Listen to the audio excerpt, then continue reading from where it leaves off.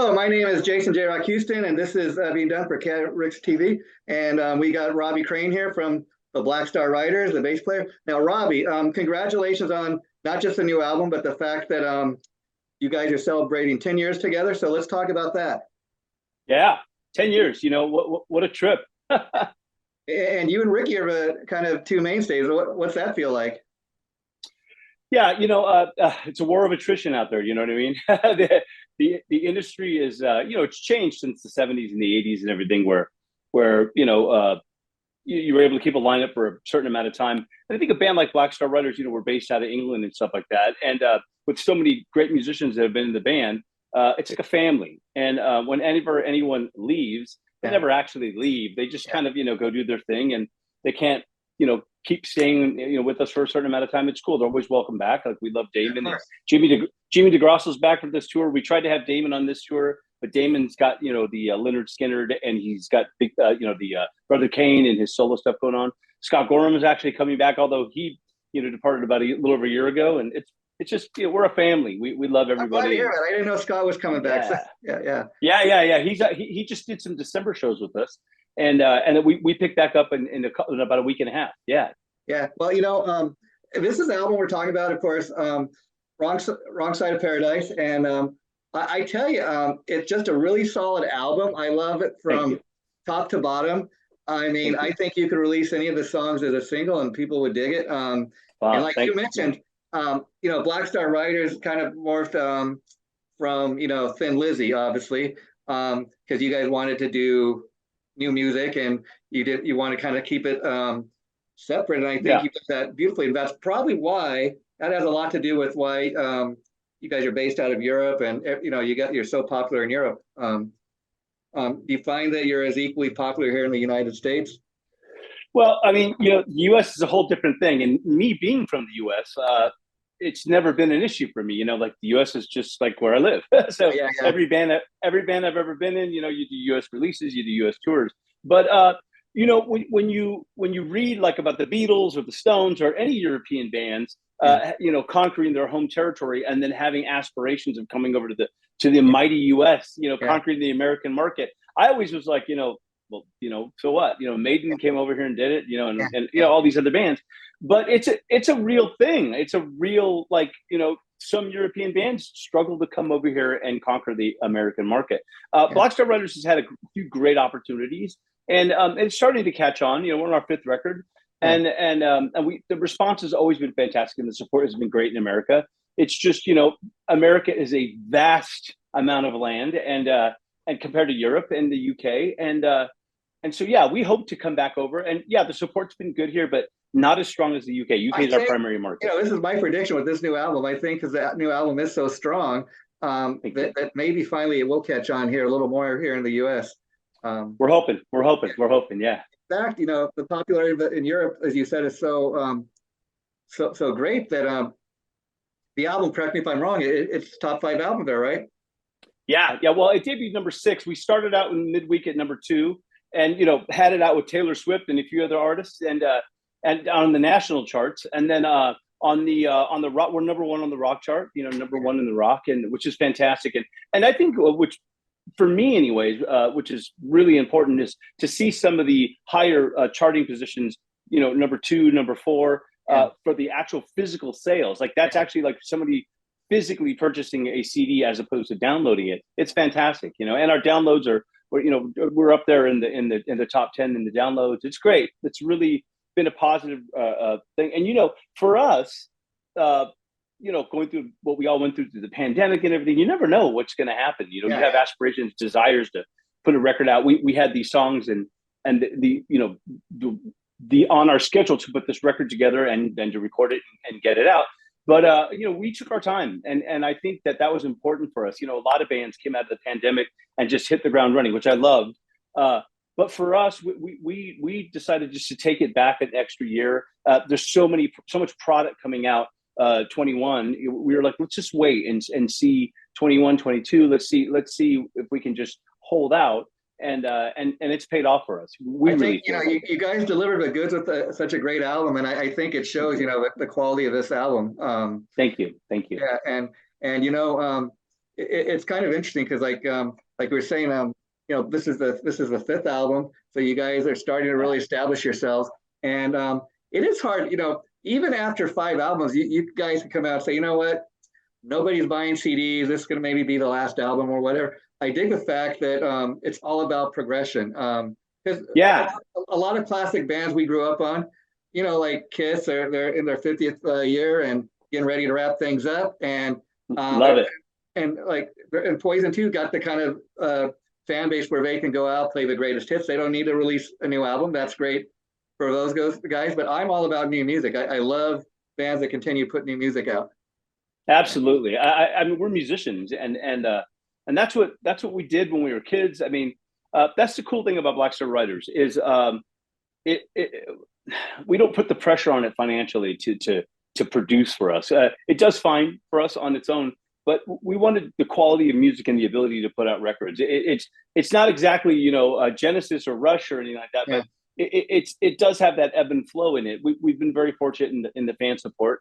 And each record has done fairly decent for us, and we're very proud of them. And I think with each album, the band has progressed. It's an ever-evolving sound. Thank you. Yeah, and again, back to the record making process. We literally make records for us, and people dig it. Cool. If they don't, that's cool too. And I don't think that I've ever been in a session with us where we're like, we've got to write a song for the radio, or we've got to write a song for that, or it's got to sound like what we put together is what we put together. And I've said this in the past, I believe that each song or each record is like a little time capsule of what we were going through at that specific time in our lives. Yeah. And Ricky's lyrics really capture what was going on in his mind, in his world. And it's just cool for me. I love to listen back to all of our records, every record I've done, and listen to those little time capsules and remember. It's kind of like a chapter out of your life, right? I mean, correct.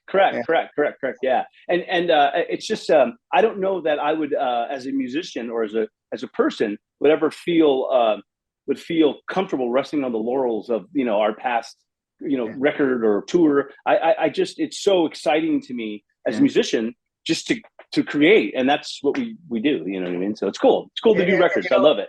I got to tell you, Robbie, I've been a big fan of yours for years. I mean, everything you've done since, Exposed with Vince Neil, Rat. Thank you. And it seems out of everything you've done, though, this is maybe the most consistent. I mean, Rat's a great band. I love everything they did, but a lot of feuding going on in that band. What's it like to be in a band where everybody's getting along, the chemistry's there? Yeah. No, it goes, it's fantastic. It goes back to like what I said earlier. It's a labor of love, and we love the band, and we don't put any pressure on it, and it's a great energy when you can find five musicians or a group of musicians that are very like-minded, and they want to just be creative together, and it's been fantastic. We've all had the pleasure of working with Damon Johnson in this band, Christian Martucci, Scott Gorham, Jimmy DeGrasso, Chad Saliga, Marco Mendoza was in the band at one point. Ricky's the mainstay songwriter. He's been the dominant songwriter in the band the entire time, although everybody writes ideas. Ricky writes all the lyrics, and it's cool. It's a band that gives each other enough space to be, it's all inclusive with the songwriting. Ricky's always open to it. It just gives everyone room to grow and to be a part of it. Yeah, I love it. Talk about some of these lyrics. I mean, I love it all, but one of the songs that really stuck out to me is "This Life Will Be the Death of Me," and specifically some of the lyrics. I love this. It says, "Divided we stand, united we fall. We all bleed the same." And why that stood out to me? You look at the current state of the world. Says it right there in just a couple of lines. Absolutely, and I've said this a million times. It's an interesting observation. I'm being from America, growing up in Hollywood. I've always kind of stayed in my own backyard and worked with musicians in my own backyard. So this is the first international band I've ever worked with. And Ricky and Scott, although Scott's from Glendale, he lives in London. But Ricky is an Irish, Northern Ireland man that grew up in the 70s, 80s troubles of Belfast. Oh, wow. And so he has an interesting worldview on politics, on life, on just day-to-day everything. And so I think that it's cool because he has such a different cultural view on the music that Americans that we may or may not see. Some of the things that we see as commonplace, he may see as like, holy shit, what are you people doing? You know what I mean? Yeah. And so it's interesting, man. I love that Ricky. It's not like in your face, but it's definitely he's conscious of what's going on, and I yeah. Some of the lyrics are. I mean, all of the lyrics are fantastic to me. And there's like "Catch Yourself On." That's a lyric I couldn't quite wrap my head around. I was like, "Catch yourself on." What is that? You know, when he explained to me what it meant, it's a Irish term or a UK term. For right there. Check yourself. Get a grip on yourself. Stop being so about you. You know what I mean? And it's cool. It's just really cool to. Even the British have some crazy like kind of lines they have. You have no idea what they're talking about until somebody explains it, even though it's English. You know. Well, it's proper English, right? And we're like a Americanized version of it. yeah. And so you living like mostly in LA, or have you been living a lot in Europe because of this? Well, yeah, no. I was born in Orange County, California, and I was living in LA in the West Valley. But yeah, I mean, I go over to Europe so much, I probably should buy a place there. But no. Talking about culture shock, I know you toured over in Europe with your various bands over here, but living there must be quite different. Are you staying there and recording and all that? It's awesome. It's awesome. I love the UK. I love Europe. My favorite place in the world is still, that Bulgarian countryside in Germany, right there on the Austrian border. But I love to, I'm very blessed to be able to travel around the world. Sure. I've been, to everywhere, China, Russia, all through Europe and South America, Australia, all over the place. Japan, it's, I've been very lucky in my 30 some odd year career, but the UK culturally, I love the honesty in it. I love the people. I love the warmness, the sense of family. It's a very communal culture, and I love that about it. And everyone goes to the pub after work, and they have dinner with the family, and they have a beer, and they watch the football, which is American soccer, and it's fantastic. It's cool, and you have your knuckleheads like every country or every culture. But it's cool, man. I'm very appreciative that I've gotten to experience I say the inside, but yeah, I mean, our management, all of our crew, they're all from the UK, and it's an awesome thing. Everyone's really killer, and I love it. It's cool. It's taught me a lot. It's taught me a lot. Yeah. Education, because it's one thing to go there and tour, but then to actually stay for a month or a couple months, it's a different thing. And immerse yourself in the culture. It's cool. Yeah, definitely. And even the album cover, like you're saying, Ricky's worldview. I mean, this kind of to me explains what the album's all about. I mean, it kind of like just imagine you're planning this great vacation to this beautiful island. You get to and it ends up being like a war-torn country. Oh, what's going on here? and you realize, as great as we have it here in the U.S. or wherever you might live, other places in the world don't have it as fortunate as we do. Correct, and it's metaphoric in a lot of ways, I would imagine as well. I didn't write the lyric, but I understand the content of it, and it's interesting, with a lot of what's gone on in world politics, and an interesting observation as to how people get so fascinated and believe everything they see, as opposed to stepping back and taking an honest look for themselves. They just believe whatever they see, and it's interesting. They're on the wrong side of it. They're not. Life is not that difficult. And that's why we need great bands like Black Star Riders and delivering great music, because in the current state of the world, I mean, everybody's got their political view, whatever it might be, but some people take it too far. I mean, going to the extreme that you're going to kill somebody or attack somebody because they have a different political view, I just would never go there. Me neither. Yeah, we need, but music is a great way to unite people, I think so. And I just think, like you said, there's people take it so beyond, a friend of mine, Kerry Kelly, used to always say, he said, too much talking, not enough rocking. You know what I mean? There you go. And it's true, it's people just, I choose to live my life on the positive. I wake up every morning and it's sunny outside. Life is fairly grand in my world. And I know that it's not realistic for everybody, but for me, I'm like, what the fuck do I have to complain about? I'm a musician. Like you said, even what we went through with the pandemic shows you how quickly life can change, you know? Correct, correct. And even in the pandemic, my wife and kids and I mean, I know it was a hardship for a lot of people, but I've been touring since I was 16. You know what I mean? Like on the road, and then since I was 22, like nonstop. And so this is the first time in 20 some odd years, or 30 years, that I was like, wow, I have a summer off. Yeah, 2 3 summers. Yeah. So so we really enjoyed being together, and we have an RV, so we did some traveling in our RV, and it was cool, man. I'll be honest with you, I was a little bummed when it all opened back up. I mean, I was happy, but yeah. I couldn't help but being a little like used to the new normal. I mean, in a way. Yeah. It was rad. It was cool.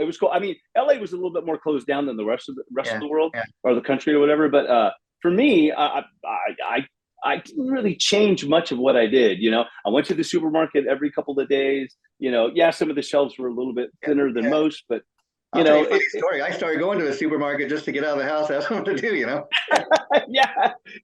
Oh, I would go. We have this place over here we live right by Calabasas, and there's this place called Sagebrush Cantina, and it was like the only restaurant open. It was a Mexican food restaurant because it had outdoor dining. There you go. And so we were like there 4 times a week. What's up? It's fantastic. Robbie, let me ask you. You talked about touring around the world. Do you find that I hear musicians tell me, like, when they tour over Europe, they find that European rock fans, have a real love for their bands, maybe even more so than the Americans. Do you find that? Oh yeah, oh absolutely. I find it to be, and listen, this is just American society. Our rock fans tend to be a little bit more fickle, and I use my kids as an example. 1 week it's like Taylor Swift's the greatest, and then the next week I'm like, hey, Taylor Swift. They're like, we don't like Taylor Swift anymore. Whoa, what happened? You know what I mean? They're a little bit more fickle, as to where it's a cultural thing with a lot of the European people. They get involved in some of more appreciation, maybe. Correct, yeah, and they're wholeheartedly invested. If unless you turn your back on them or you do something terrible, I just find them to absolutely be a little bit more loyal, and that's cool. I mean, I get it. I mean, I'm an American, so I know. You know what I mean? I'm this is cool. Oh wait, that's cooler. It's just the American way, and you've lived both. You've experienced both, so you can talk about it. Yeah. Except for Kiss. For Kiss. I'm a diehard Kiss fan. I can see you have your Kiss stuff up. I'm a diehard Kiss fan. You and me, buddy. Yeah. I got my Eric Turner. I got my Kiss Gold album up there, and I got a picture of Paul that Eric Turner painted for me from Warrant. It's cool. Yeah. But I'm a massive Kiss fan too. We just did the Kiss cruise. I just did it with. What was that like? Yeah. It was amazing. I got to meet Paul and I've known Eric and Tommy for a long time. And it was cool. It was a really great time. I would love to do it. Did that, or did you play with somebody else? Yeah, I subbed a gig for another artist, and it was awesome. It was really fun, and we had an absolute blast. And it was cool. Did you ever think not only would you get to play in the same gig as Kiss, but on the Kiss cruise? I got to meet Paul, and I got a photo with him, which was awesome. He was a cool cat, man. I love Paul. He's my favorite Kiss member. I was a Gene guy forever. Hey, Robbie, I seen a recent thing on Facebook where you playing a cover of something. I think it was a Free song with Paul Stanley on stage. Yeah, that's correct. I played with Paul at a Chris Angel party in Vegas. Yeah. And Paul came up and we did 2 songs. It was fantastic. Yeah. How cool is that? You get to do stuff like that, with some of your heroes. Yeah. No, I mean, he's the ultimate. It was funny because Zach Thorne from Corey Taylor's band. He was the other guitar player, and he and I were like flipping out about Paul. We were just like, wow. It was cool. Yeah, it's cool. Yeah. Yeah. So, any plans? Like, you guys gonna shoot any videos or anything? Well, we've done 2. We're on our 3rd. I think it's our 3rd, or is it our 4th? Yeah, we have one coming out in the next couple of days, and it's cool, man. We're excited. Yeah, it's a great experience. We have a new record label with JROCK, and they've been fantastic for us, and have done some really killer marketing things for us, and it's just been really great. It's just nice to see rock and roll bands getting the love and joy of the just being treated right. It's pretty cool. And so, talk about the recording of this album. And because of the pandemic and everything, like, were you guys able like when you record, are you in the same room? Does everybody have a home studio? They record their parts separately, or how does that work? Yeah. Again, pandemic, no pandemic. We're an international band. Scott Yeah. and Scott lives in England, and Ricky lives in Ireland sometimes, but he lives here in California with me. And our drummers live everywhere, and everyone lives everywhere. So we have our little Pro Tools rigs that we've always just written and recorded stuff on. And so the songwriting process didn't really change all that much for us. It's just sending riffs around and ideas, and then Christian and Ricky got together and demoed the stuff, and then we send our parts around, and then we pre-production we all flew into California together, where our producer Jay Rustin lives, and here where Ricky and I live as well, and we spent a week in pre-production, and then we recorded it live, as we've done with all of our records, over here at in the Valley here where I live, at a studio called 606 that's owned by Dave Grohl. So we recorded it at Dave Grohl's studio, and we just recorded it live in a room. It was awesome. And then they did the guitars up in Christian's place up in Oregon, and then we came back and did the vocals at Jay's studio here in Southern California, and did all the background vocals and mixing here. So yeah, I mean, it was very much in us playing together. I mean, the way we record records, like I call it old school, but the old school way is to do it live in a room like we do it now. But in the 80s, late 70s, 80s, early 90s, they would record the drums by themselves, and then record the bass on top of that. And it was just all those, to me, those records sound so stale.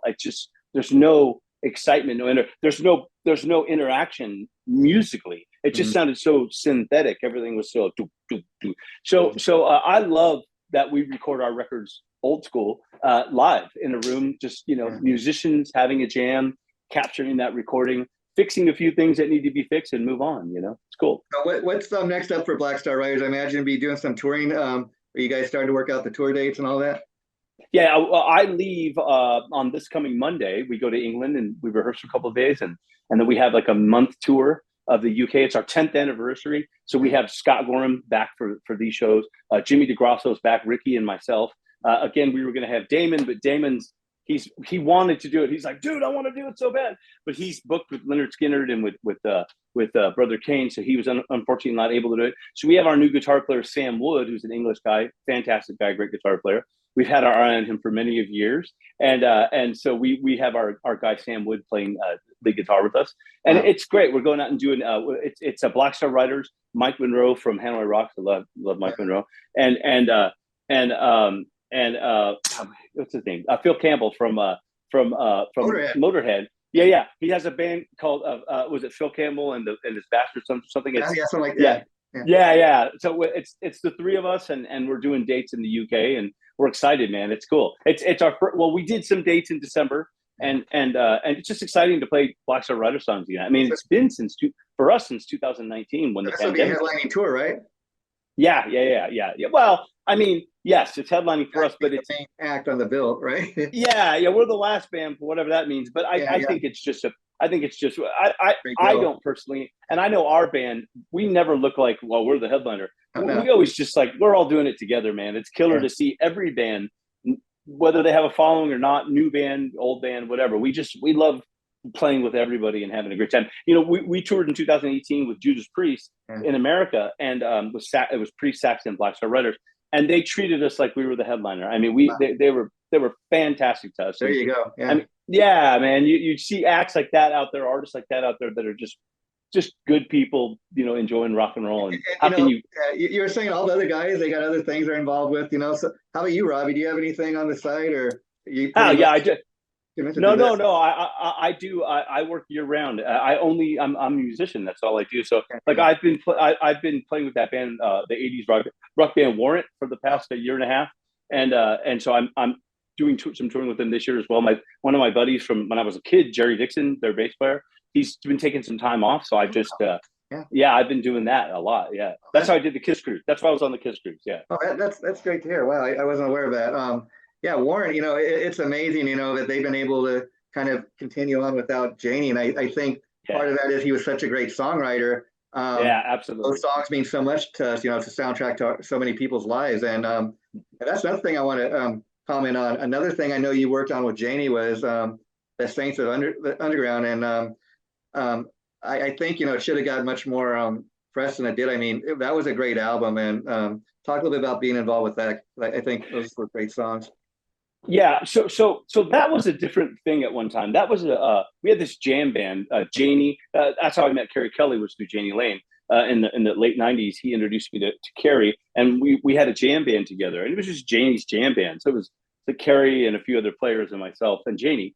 And then eventually Bobby Blotzer got involved in it because I was playing in Rat with him. So it was the four of us at a couple of different variations of musicians, but the Saints of the Underground, the photo shoot is from that band. But if I'm being truthful with you, and this is the reality, is that I wasn't involved in the recording of that record. It's Chuck Wright on bass. I was doing another project at the time, and so when they released the record, they used my photo or our photo for that record. So people come to me with that record, and I love the record. Kerry and Janie wrote some great songs together, and people ask me all the time, do I think Janie or Saints of the Underground would still be going? And I think it would be because Kerry and Janie were so connected. They wrote so many fantastic songs together. Interesting. Yeah, and I think Kerry has demoed like another 50 songs. Because I know, like you said, a lot of that stuff initially premiered on Bobby Blotzer's 24/7 album that he did with John Corabi and some other guys, like Dead Man's Shoes. I don't know about that.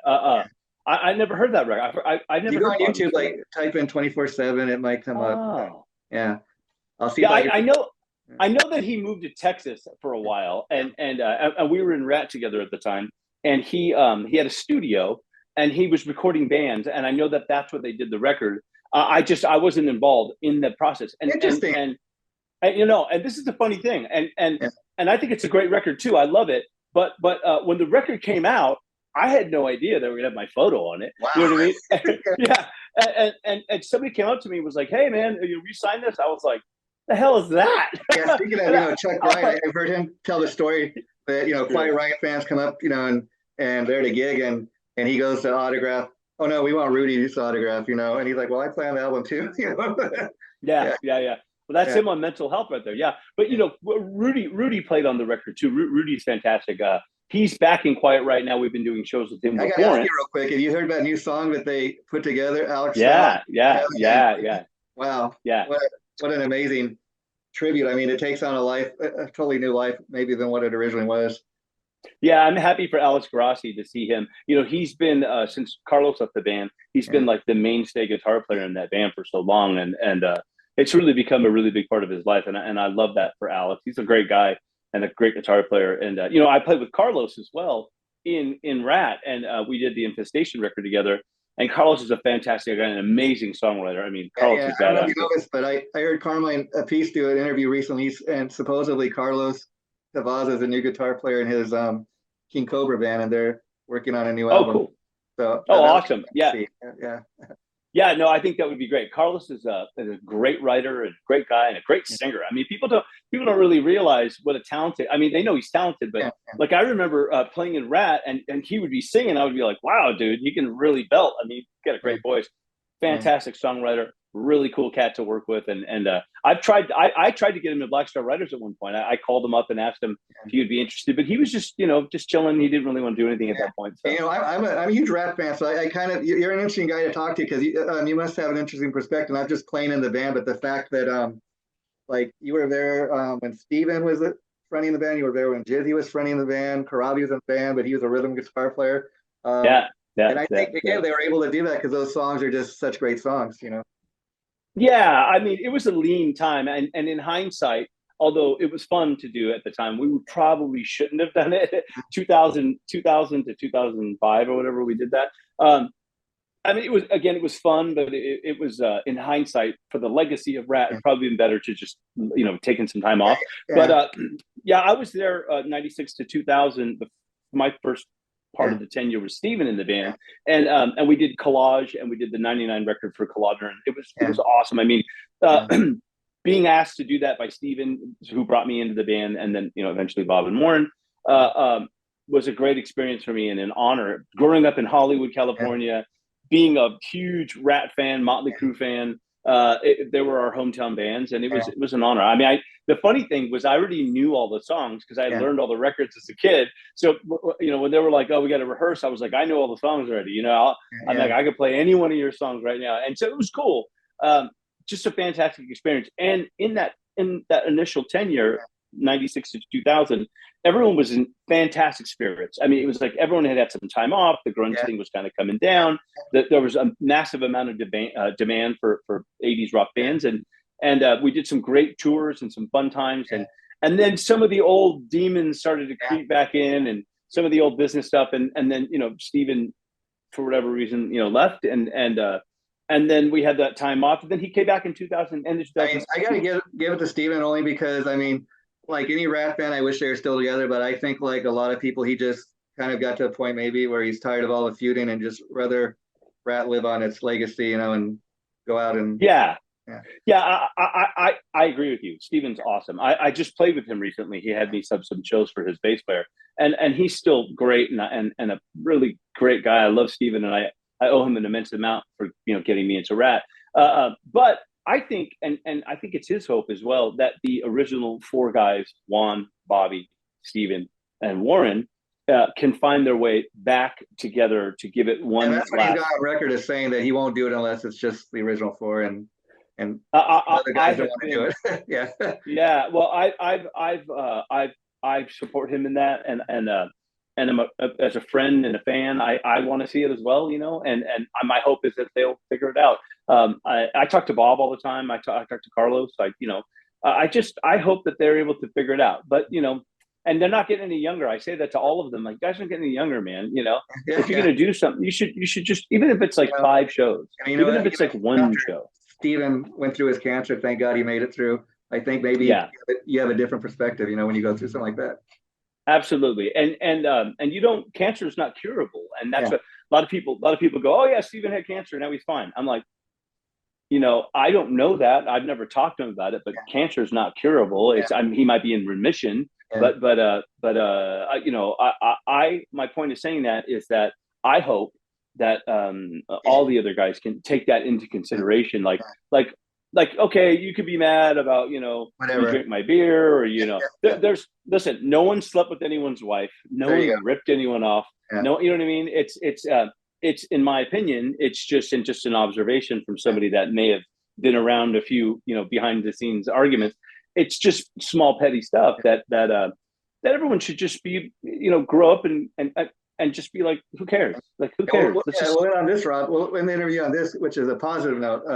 And I think, with Black Star Riders, again, great album. People should go out and get this. Thank you. Thank you so much.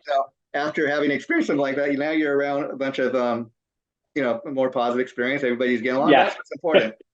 So, yeah, absolutely. It's we will end on that, Robbie, because otherwise.